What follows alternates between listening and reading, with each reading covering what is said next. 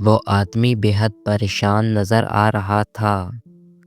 قاضی نے اس کی طرف غور سے دیکھتے ہوئے کہا، تمہیں کیا پریشانی ہے؟ اس آدمی نے بھرائی ہوئی آواز میں کہا، جناب میں شہر کا مشہور سوداگر وحید الحسن ہوں۔ قاضی نے چونک کر اسے دیکھا۔ اس کے کپڑے بے حد معمولی تھے اور ان میں جگہ جگہ پیبند بھی لگے ہوئے تھے۔ قاضی کے ہونٹوں پر مسکراہٹ پھیل گئی۔ وہ اپنے تخت پر سنبھل کر بیٹھتے ہوئے بولا، اب میں تمہیں پاگل کہوں یا دیوانہ؟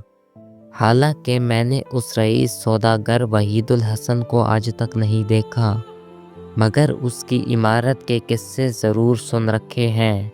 ایسے کپڑے تو اس کے غلام تک بھی ہاتھ لگانا پسند نہیں کرتے جو تم نے پہنے ہوئے ہیں۔ پھر قاضی نے وہاں پر موجود لوگوں سے سوال کیا، کیوں بھائی، کیا تم میں سے کوئی اس شخص کی بات کی گواہی دے سکتا ہے کہ یہ شخص وحید الحسن ہے؟ ایک آدمی اٹھ کر بولا، قاضی صاحب، اس کی شکل تو وحید الحسن سے بے حد ملتی جلتی ہے، مگر حلیہ اس جیسا نہیں ہے۔ میں وحید الحسن کو بہت قریب سے جانتا ہوں۔ اس خستہ حال شخص نے ایک ٹھنڈی آہ بھر کر کہا، قاضی صاحب میرے ساتھ بڑا دھوکہ ہوا ہے۔ میں آپ کے پاس انصاف مانگنے کے لیے حاضر ہوا ہوں، مگر یوں معلوم ہوتا ہے کہ جیسے آپ کو میری باتوں پر یقین نہیں آ رہا۔ اگر آپ ہی میری نہ سنیں گے تو پھر میں اپنی داد فریاد لے کر کس کے پاس جاؤں؟ قاضی سنجیدہ ہو کر بولا، اچھا تم اپنی کہانی سناؤ، تمہارے ساتھ انصاف کیا جائے گا۔ اس آدمی نے کہا، جیسا کہ سب جانتے ہیں میں ایک سوداگر ہوں اور مجھے شکار کا بے حد شوق ہے۔ شکل کی بات ہے میں اپنے گھوڑے پر سوار ہو کر جنگل شکار کی غرض سے گیا۔ میری بدقسمتی یہیں سے شروع ہوتی ہے۔ ایک ہرن کے پیچھے جنگل میں دور تک نکل گیا۔ اس ہرن کو تو خیر میں نے شکار کر لیا، مگر اپنا راستہ بھول گیا۔ پھٹکتا پھٹکتا میں ایک جھونپڑی تک پہنچ گیا جو جنگل ہی میں بنی ہوئی تھی۔ وہاں میں نے ایک ایسے شخص کو دیکھا جو شکل و صورت اور قد و قامت میں ہو بہو مجھ جیسا تھا۔ میں اپنے ہم شکل سے مل کر بہت خوش ہوا، مگر مجھے کیا پتا تھا کہ وہ بعد میں مجھے دھوکہ دے گا۔ اس شخص نے میرے لیے کھانے پینے کا بندوبست کیا اور پھر مجھ سے میرے بارے میں باتیں پوچھنے لگا، جو کہ میں نے سچ سچ بتا دیں۔ ہم لوگ بہت دیر تک باتوں میں مصروف رہے۔ رات زیادہ ہو گئی تو اس شخص نے مجھے شربت کا ایک گلاس دیا۔ گلاس میں موجود شربت سرخ رنگ کا تھا اور اس میں سے بھینی بھینی خوشبو اٹھ رہی تھی۔ میں نے اس کا شکریہ ادا کر کے شربت کا گلاس منہ سے لگا لیا۔ ابھی میں نے آدھا شربت ہی پیا تھا کہ میرا سر چکرانے لگا اور میں زمین پر گر پڑا۔ پھر مجھے کوئی ہوش نہیں رہا۔ اگلے روز میری آنکھ کھلی تو میں جھونپڑی میں اکیلا تھا اور یہ شخص وہاں سے غائب تھا۔ میرے جسم پر میرے کپڑے بھی نہیں تھے، بلکہ میں ان پھٹے پرانے کپڑوں میں ملبوس تھا۔ میری سمجھ میں کچھ نہیں آ رہا تھا کہ میرے ساتھ کیا ہوا ہے۔ خیر میں جھونپڑی سے نکلا اور بڑی مشکلوں سے راستہ تلاش کرتا کرتا اپنے گھر تک پہنچ گیا، مگر اس وقت میرے صدمے کی کوئی انتہا نہ رہی جب میرے ملازموں نے بھی مجھے پہچاننے سے انکار کر دیا اور مجھے دھکے دے کر وہاں سے بھگانے کی کوشش کی۔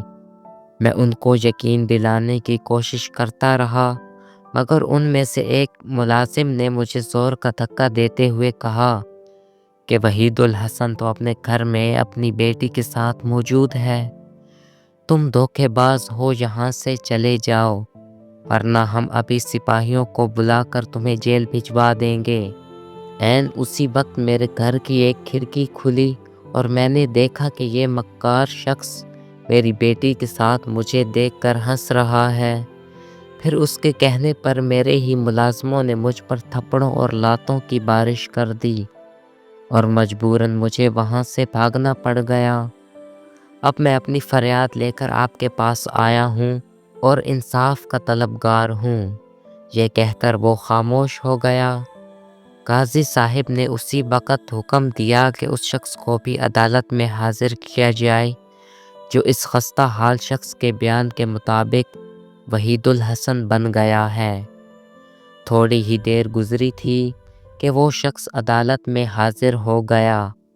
اس کے ساتھ ایک خوبصورت نوجوان لڑکی بھی تھی۔ اس نے حاضر ہوتے ہی کہا، جناب، میں وحید الحسن سوداگر ہوں اور یہ میری بیٹی رخسانہ ہے۔ قاضی نے اس خستہ حال شخص کی، جو خود کو وحید الحسن کہتا تھا، پوری داستان دہرا دی، جسے سن کر وحید الحسن بولا، حضور، میں نے تو اس شخص کو زندگی میں پہلی مرتبہ دیکھا ہے۔ اس کی شکل حیرت انگیز طور پر مجھ سے مشابہت رکھتی ہے، مگر یہ شخص انتہائی چالاک لگتا ہے اور جھوٹ بولتا ہے۔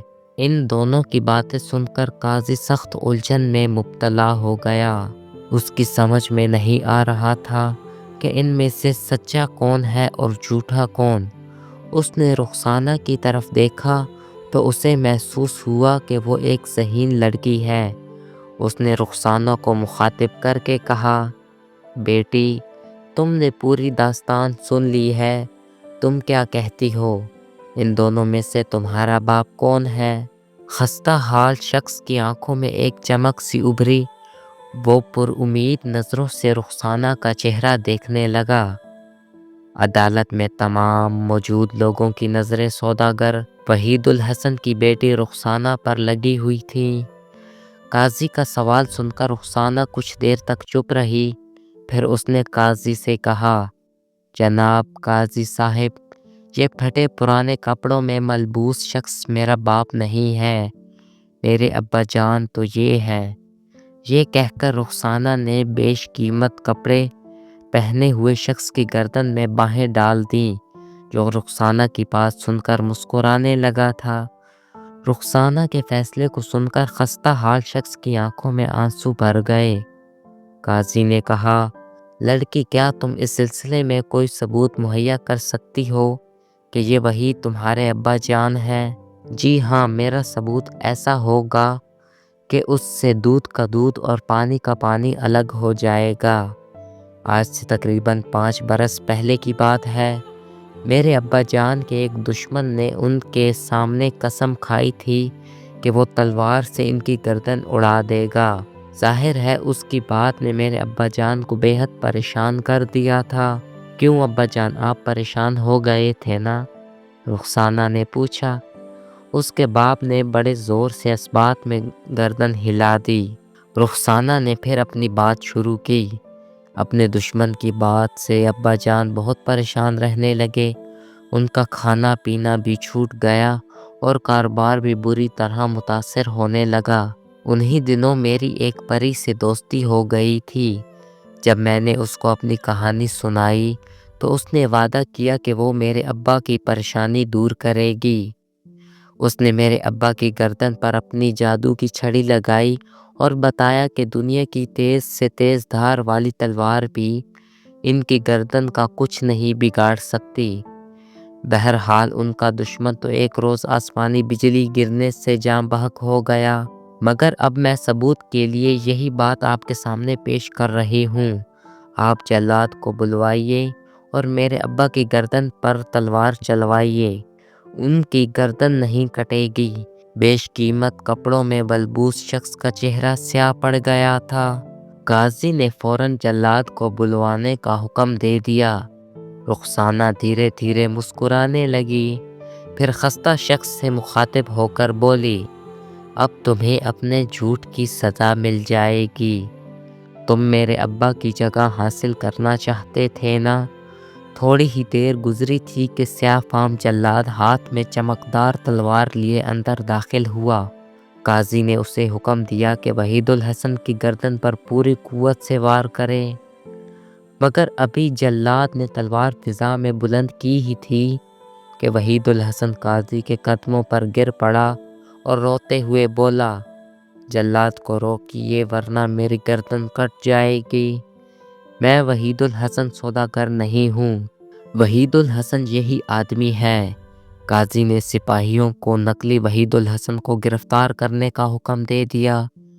رخسانہ دوڑ کر اس خستہ حال شخص کے سینے سے لگ گئی۔ پھر اس نے قاضی کو بتایا کہ وہ بھی یہ فیصلہ نہیں کر پا رہی تھی کہ اس کا باپ کون سا ہے، اس لیے اس نے ایک کہانی گھڑ لی تھی۔ قاضی نے رخسانہ کی عقل مندی کے اعتراف کے طور پر اسے اپنی طرف سے 500 اشرفیہ انعام میں دیں۔ اس کی ذہانت کی وجہ سے ایک الجھا ہوا مقدمہ منٹوں میں حل ہو گیا تھا۔ اسی روز پورے شہر میں اس عجیب و غریب مقدمے کی تفصیل پھیل گئی۔ وحید الحسن سوداگر واپس اپنے گھر پہنچ چکا تھا اور اس بات پر پھولا نہیں سما رہا تھا کہ خدا نے اسے رخسانہ جیسی ذہین بیٹی عطا فرمائی ہے۔